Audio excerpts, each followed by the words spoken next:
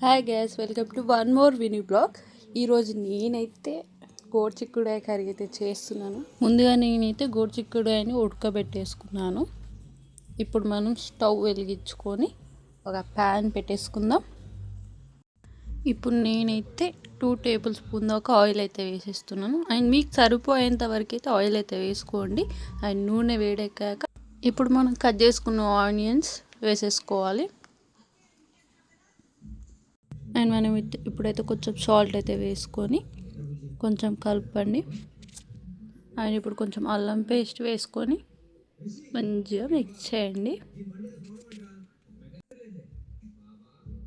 And ఇప్పుడు మనం cut చేసి పెట్టుకున్న టమాటోస్ వేసేయండి.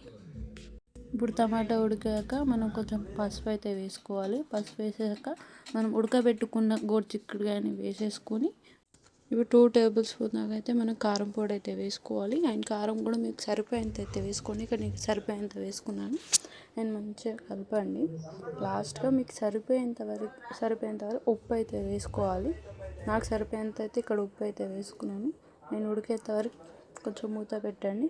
ఫైనల్గా అయితే మా చెల్లి అయితే ఇక్కడ చపాతీ అయితే చేస్తుంది, చూద్దాం. సో ఇప్పుడైతే మనం మూత ఓపెన్ చేసి చూద్దాం.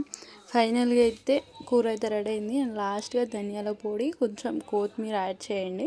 అండ్ ఫైనల్గా అయితే మన కూర అయితే రెడీ అయిపోయింది. మీకు కనుక ఈ వీడియో నచ్చినట్టయితే please like and share, subscribe. Bye.